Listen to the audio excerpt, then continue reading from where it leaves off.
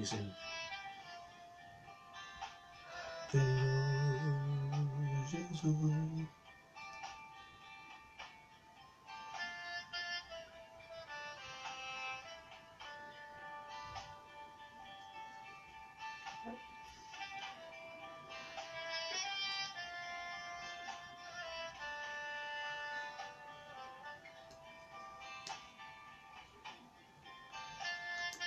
Mais uma vez, graça e paz da parte do nosso Senhor e Salvador Jesus Cristo. Nós somos da Igreja Presbiteriana do Brasil em Senador Camará, Igreja Presbiteriana Central de Senador Camará, Rua Antenor Ferreira, número 50, uma igreja de portas abertas para todos quantos em algum momento passar por esta live, por este vídeo que vai ficar gravado no YouTube, quiser nos dar o prazer da sua visita, será muito bem-vindo. Mas entendendo que nestes momentos de distanciamento social, nós que estamos impedidos de abrir os templos para adorar ao Senhor, estamos aproveitando este meio digital para podermos estar juntos com os irmãos, para que, alimentados pela sua palavra, possamos prosseguir na nossa vida diária. Como sempre fazemos, à medida que os irmãos forem entrando aí, por favor, sinalizem para que nós venhamos a ter certeza de como está chegando na sua casa o som, a imagem, para que possamos então fazermos o melhor, darmos o nosso melhor na pregação do Evangelho. Eu sou o pastor Jonas Antônio da Silva. Esta é a nossa Igreja Central de Senador Camará, página no Facebook.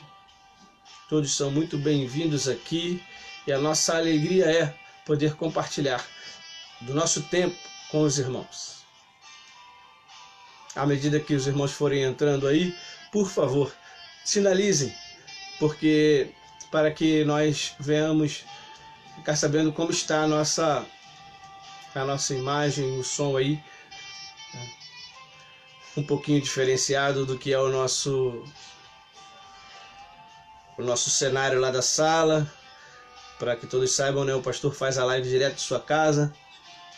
Hoje nós estamos, como vocês podem ver no pano de fundo aí, no quarto dos meninos. Um local um pouquinho mais silencioso. Acredito que hoje nós vamos, se o carro do som passar, não vai nos atrapalhar. Assim a gente imagina, assim a gente quer. Mas caso ele venha, a gente faz um minutinho de silêncio. Minha esposa é a contra-regra, né? Deixa eu falar direto aqui com ela. Eu não sei porque agora eu não vejo mais na minha tela a sinalização dos irmãos. O que pode estar acontecendo? Não, elas subiam aqui normalmente, o joinha, o legalzinho que os irmãos deixavam, os coraçõezinhos, as mensagens, e eu não estou conseguindo ver. Eu não sei porquê. E aí também não consigo visualizar quantos irmãos estão conosco, né? Para ter uma média para a gente já então iniciar. Você que for chegando aí já, tem 4.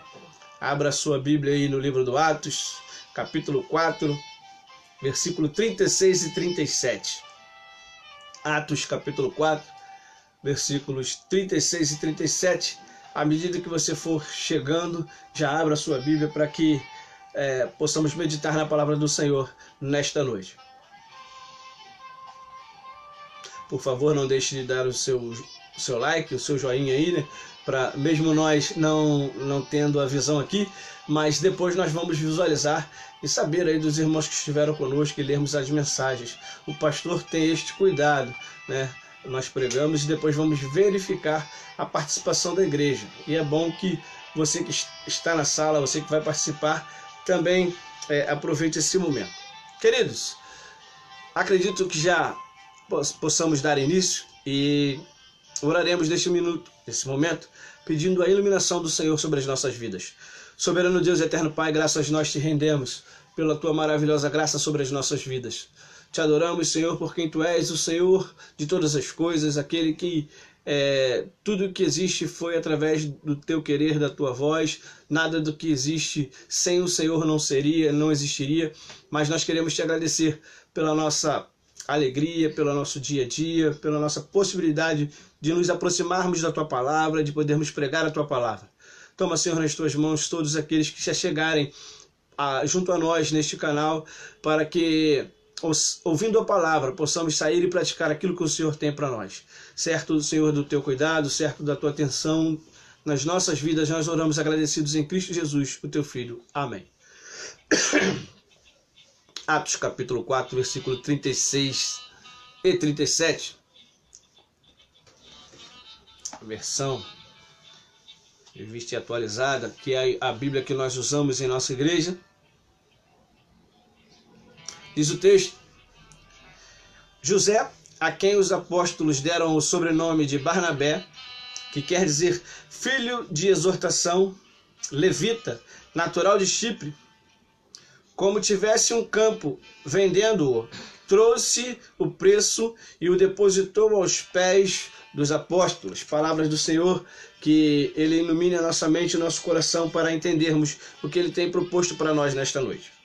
Queridos, o livro de Atos, como nós sempre falamos, é o livro que nos conta, através de Lucas, que é o seu autor, não só o ato dos apóstolos, mas o ato da igreja em si, os atos da igreja em si. E o que é para nós uma responsabilidade muito grande, porque o livro de Atos continua sendo escrito através das nossas vidas e do nosso testemunho. Entenda bem, o cano está fechado, né? Nós sabemos, palavra do Senhor selada, tudo que precisávamos ter para nossa iluminação, para nossa vida prática, nós já temos. É motivo de estarmos sempre lembrando isto, para que a nossa caminhada seja facilitada. Nós fomos alcançados pela graça e somos iluminados pelo próprio Deus, para que na leitura da palavra, na leitura do texto bíblico, nós tenhamos o entendimento que o Senhor quer para nós, nossas vidas.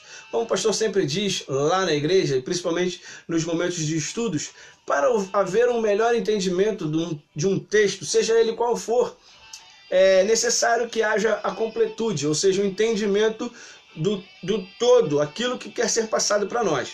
Nós não podemos ler um texto isolado e termos então uma visão daquilo que é o completo do texto, né? Ninguém lê parte de um capítulo, ninguém lê parte de uma perícope, como o texto, o ensino bíblico nos diz, a teologia nos ensina, e vai se ter o entendimento completo daquilo que está posto como história, como parte para que nós entendamos. Claro, o Senhor nosso Deus é livre e todo-poderoso, nos fala como Ele quer, nos ensina como Ele quer, faz do jeito que Ele quer. Mas, para nossa facilidade, para o nosso melhor entendimento, é bom que se leia grandes porções, para que nas grandes porções haja um melhor entendimento. E isto para efeitos de estudo. Você pegar aqui então, nós que pregamos, aquele que é portador da palavra, deve ter o compromisso do entendimento da palavra, mas ele é direcionado não somente pelo que ele acha, pelo que ele quer, mas sim pelo próprio Deus. Ou seja, a mensagem do Senhor precisa passar por um canal, e este canal precisa ser fiel àquilo que Deus colocou no seu coração para que haja entendimento. E este é o dever de todo aquele que se aproxima de um texto, principalmente da palavra de Deus, para trazer a sua igreja, a igreja que é pastoreada por nós, mas na verdade, de fato, ela é do Senhor. Nós somos apenas ferramentas em suas mãos. Então, para que nós tenhamos esse entendimento de grandes porções, o que está acontecendo aqui? O que Atos está trazendo para nós? Você que é um bom aluno de escola bíblica dominical, você que já tem um certo tempo de evangelho, sabe que Atos conta, ou seja, Atos inicia-se contando a história, a abertura, o início, o prólogo do que é o evangelho para nós. A igreja nos seus primeiros passos.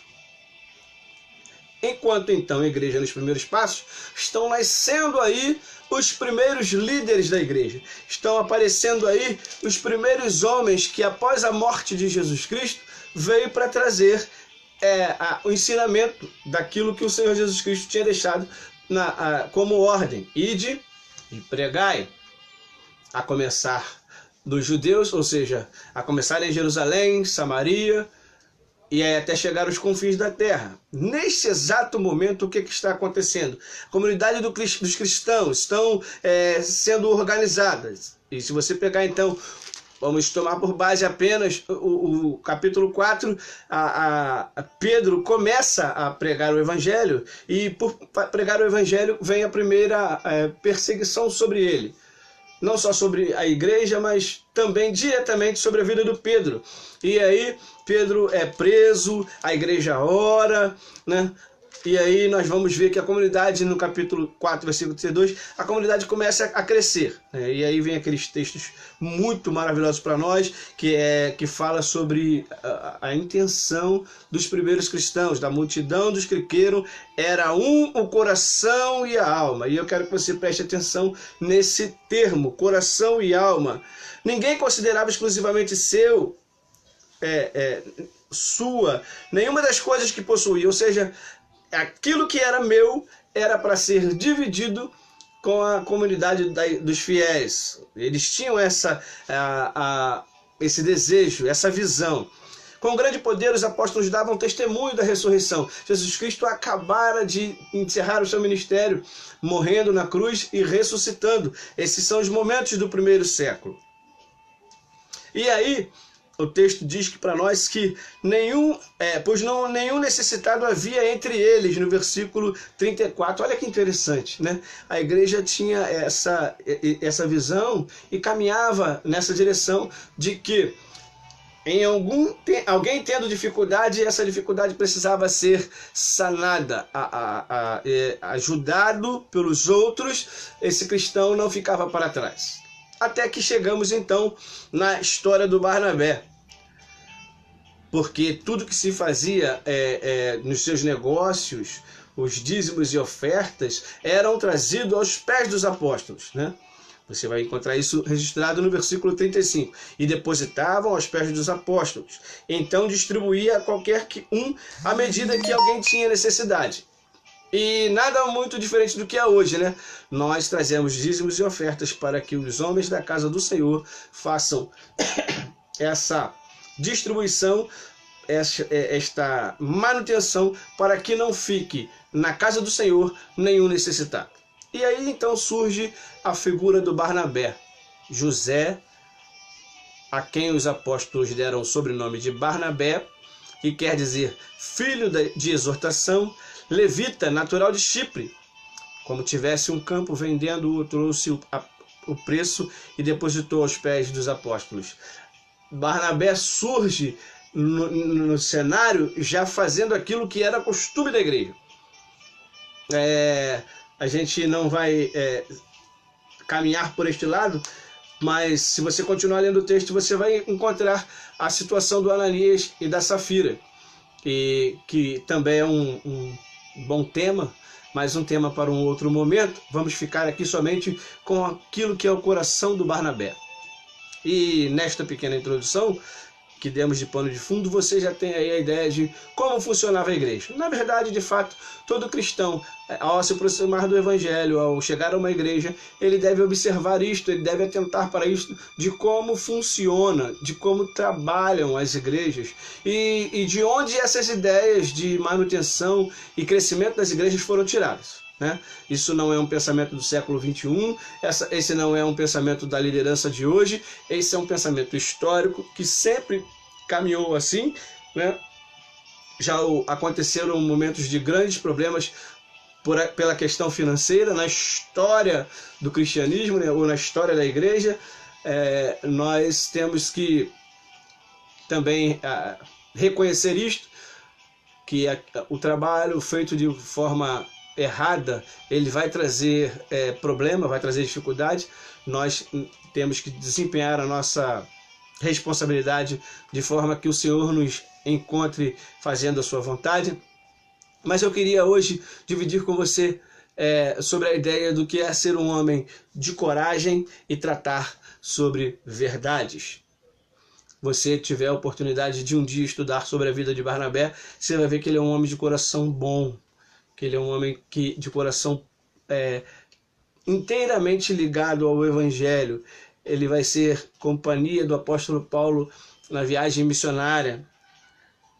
Depois, por uma questão de uma cisão entre eles vão se dividir e Paulo vai seguir então com Silas e Barnabé vai ficar com o seu sobrinho João Marcos, mas nada que afetasse. Na verdade, alguns estudiosos da Bíblia dizem hoje que ali já era a mão do próprio Deus dividindo a equipe missionária para que o evangelho crescesse. Não podemos tomar isso aí como um fato totalmente ruim, essa divisão. Mas queremos tratar apenas do coração do Ananias. E o texto diz para nós que ele é José, a quem os apóstolos deram o sobrenome Barnabé, que quer dizer filho da exortação. Levita natural de Chipre. Como tivesse um campo, vendendo-o, trouxe o preço e o depositou aos pés dos apóstolos. Queridos, eu e você temos muitas, mas muitas qualidades.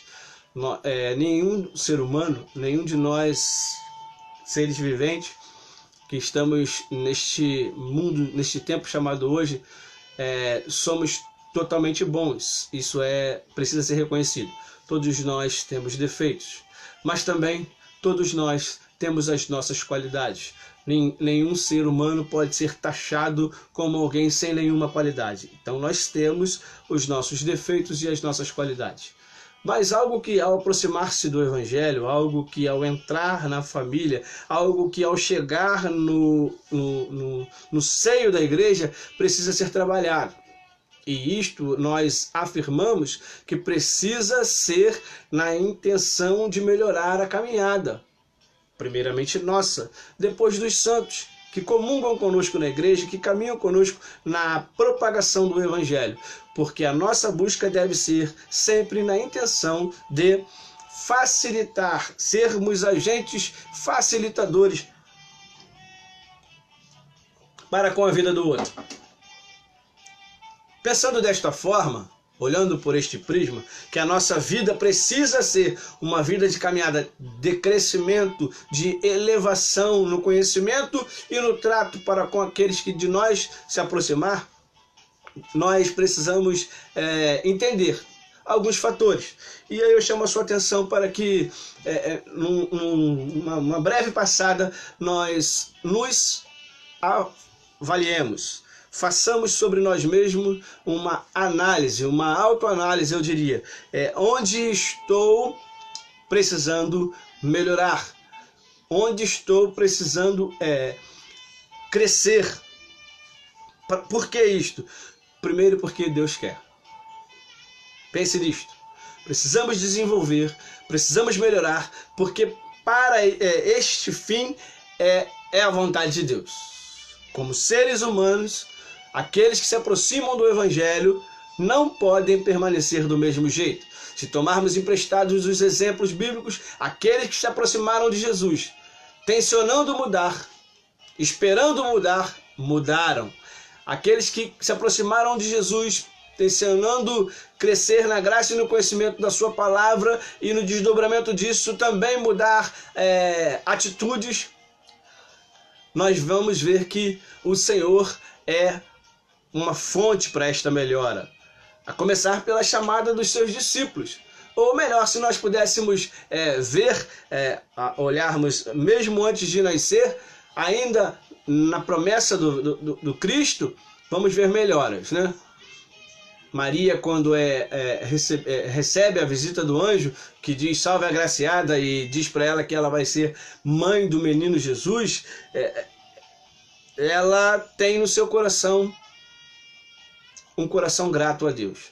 Pensa, se nós pudéssemos parar para fazer uma análise rápida, que não faremos, mas pensa o que é para uma noiva, uma menina que está noiva, uma moça que está noiva, e aí alguém diz, aparece a ela e diz que ela que ela está grávida, e o que dela é gerado, o que nela está sendo gerado é fruto do Espírito. Tem que se ter muitas, mas tem que ter uma qualidade principal que Maria demonstra logo de cara no seu coração. Maria é obediente e Maria é uma adoradora, porque ela agradece a Deus por ser escolhida. Ela não pensou naquilo que poderia vir sobre ela, o olhar da sociedade, o olhar do seu noivo.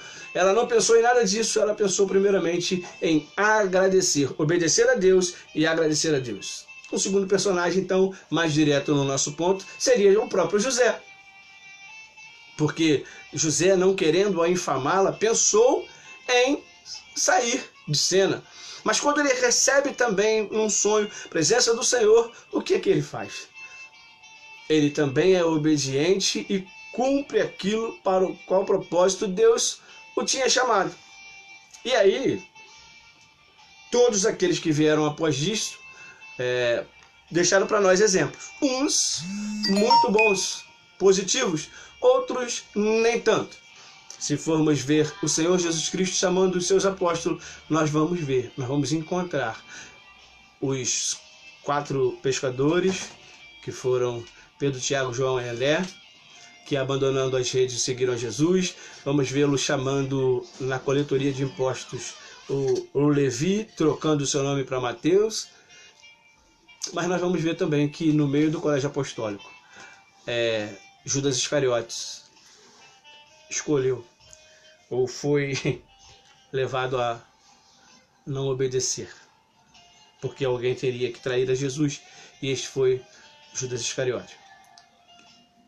Trazendo para os nossos dias, vamos lançar o nosso olhar sobre o tempo chamado hoje, como nós estamos vivendo. E aí eu quero, mas de uma forma muito cuidadosa, eu diria, chamar você para prestarmos atenção nisto.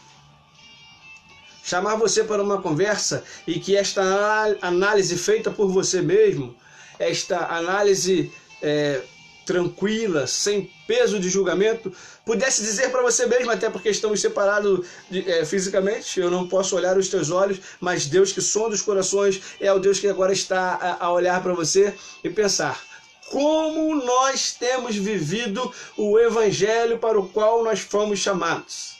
Nós temos depositado aos pés do Senhor, e eu não estou falando aqui apenas na questão financeira, eu estou dizendo na questão de vida. Será que nós estamos, como Barnabé, disposto a depositar aos pés do Senhor tudo aquilo que nós temos como talento e dedicar na obra do Senhor? O que a igreja mais precisava nesse tempo do Barnabé? Voluntários para o trabalho. E se ele vai viajar, se ele vai embora pregar o evangelho, ele precisa ter disposição. É necessário que haja no coração deste, que nem sabe ainda que vai ser separado para o trabalho, a obediência à palavra do Senhor. Então, nós precisamos ouvir o chamado. De alguma forma, procurar esclarecimento para que haja entendimento do chamado. E depois de haver tido o chamado e o entendimento do meu chamado, eu preciso aplicar a minha vida no chamado. Gastar a minha vida, cansar as minhas forças, gastar as minhas forças, gastar as minhas energias naquilo para o qual Deus me chamou. Se você tem feito isto, se você tem depositado aos pés do Senhor a sua vida na intenção de dar a Ele a primazia, de depositar aos pés dele não só a questão financeira, volto a repetir, mas entregar a sua vida ao Senhor, estamos caminhando de forma correta. Mas há uma necessidade imperiosa de que isso seja feito com alegria. Barnabé, ao vender as suas posses, não questionou com os apóstolos o que seria feito do seu talento, ou seja, o que seria feito do fruto do seu trabalho, o que seria feito daquilo que foi entregue. E infelizmente nós vemos nos tempos chamados dias de hoje, pessoas que estão querendo dar, pessoas que estão querendo entregar, mas depois de ter entregue, saber o que acontecerá com aquilo. Nós vivemos numa igreja onde são feitas eleições para as nossas diretorias. E é necessário que as nossas diretorias de nossas sociedades internas recebam novos talentos. Seja agregado a nosso povo novos valores. Quantos, na hora das escolhas, levantam os dedos e dizem: não contem comigo para este ano. Esse ano eu vou fazer faculdade. Esse ano eu estou pensando em me casar. Este ano eu vou fazer cursos. Esse ano eu vou fazer viagem. Mas permita-me dizer, o Deus que é sustentador de todas as coisas não deixa de te abençoar o tempo todo. O tempo todo, em todo tempo, você é um agraciado do Senhor. Aquilo que é necessário na sua vida de entrega, precisamos fazer. Ouça o seu chamado. Entenda o seu chamado. Cumpra o seu chamado. Independente de quanto ou que situações isso vai ocorrer. Quanta energia vai ser empregue ou quanto tempo vai demandar para você dar ao Senhor o seu trabalho. Nós temos conhecimento de algumas pessoas que trabalharam na obra do Senhor. Homens e mulheres que deram a sua vida naquilo que foi separado para que eles fizessem. E como é bom olharmos no final da carreira de alguém e ver que esse alguém deu o seu melhor. Que este alguém entregou o seu melhor. Ainda hoje conversava com um presbítero de nossa igreja e falava sobre a experiência de um professor que foi professor no nosso seminário. E este professor é famoso. A sua história é conhecida, relatada por muitos, por alguém que era um amante do ensino, alguém que gostava de ensinar, alguém que se aplicava em ensinar. E que hoje esse alguém faz falta. Deus está contando conosco para o desenvolver de um trabalho. Independente de qual seja a localidade, independente de quais sejam as ferramentas que você tem. Talvez você seja membro, esteja num lugar muito tranquilo, onde você tenha todos os aportes, onde você tenha todas as condições de um trabalho. Mas talvez você não tenha nada além da sua disposição e da sua vida para entregar. Deposite isto aos pés do Senhor. Reverendo Ronaldo Lidório, o homem das missões na EPB, que foi fazer missões na África, entre duas tribos africanas. Ele diz com alegria no seu coração que como é bom começar um trabalho, talvez debaixo de uma árvore, sem bancos, sem lugar, um lugar para acomodar o povo de Deus, e depois olhar e ver que a obra fluiu, e que as coisas cresceram, e que Deus continua salvando vidas através deste trabalho. Barnabé, um bom exemplo a ser seguido. Barnabé é um homem de coragem, um homem que entrega sem questionamentos, um homem que dá a sua vida, e talvez a sua biografia precise ser melhor divulgada no meio do povo de Deus. Alguém que começou bem, entregou a sua vida, entregou a sua energia no trabalho e foi feliz na conclusão daquilo que Deus deixou na sua mão. O que isso quer dizer para nós? Terminando aqui o nosso pensamento, independente do que você esteja fazendo, independente de qual seja a situação, independente de qual seja a localidade, independente de qual seja as pessoas com quem você vai trabalhar, o Senhor é contigo e Ele é quem fará, Ele é quem dará as condições para que o teu trabalho tenha os resultados. O que nós precisamos fazer, o que nós precisamos entender é precisamos dar o nosso melhor, entregar as nossas energias. E graças a Deus, eu louvo a Deus, porque a igreja brasileira, na igreja brasileira existem pessoas que estão entregando, dando o seu melhor para a glória de Deus. Conhecemos, você também conhece, pessoas que estão gastando seu tempo, dando o seu melhor para o louvor da glória do Senhor. Se ficássemos só no Barnabé, já seria um bom ponto, um bom exemplo a ser seguido. Mas nós precisamos contextualizar, precisamos aplicar esse sermão na pessoa do Senhor Jesus Cristo. Aquele que veio e não deixou nada por fazer. Aquele que veio e se entregou no meu e no seu lugar. E na certeza de que Ele mesmo é quem nos qualifica, Ele mesmo é quem nos dá as possibilidades. Trabalhemos. Dias trabalhosos virão. Igreja do Senhor, devemos estar preparados para enfrentar momentos difíceis, momentos trabalhosos, mas tenhamos a certeza de que aquele que começou a boa obra em nós é fiel para completá-la. Independente de qual seja a sua área, né? Independente de qual seja o seu trabalho, o seu ministério a desenvolver, o Senhor estará contigo. O Senhor será o nosso auxílio, será o nosso ajudador para que a sua palavra chegue aonde Ele mesmo quer que chegue. Ou seja, onde Ele mesmo disse. O Evangelho chegaria até os confins da terra. E eu e você somos os portadores deste Evangelho. Que Deus nos abençoe, que sua palavra nos alimente, que estejamos todos preparados para, na medida das oportunidades, na medida do trabalho chegando até nós, empreguemos as nossas forças, o nosso conhecimento. Existem muitas pessoas com vasto conhecimento que precisam desenvolver, que precisam mostrar isto. A igreja precisa avançar na área do aconselhamento, na área do ensino, na área do louvor. Precisamos desenvolver, precisamos crescer.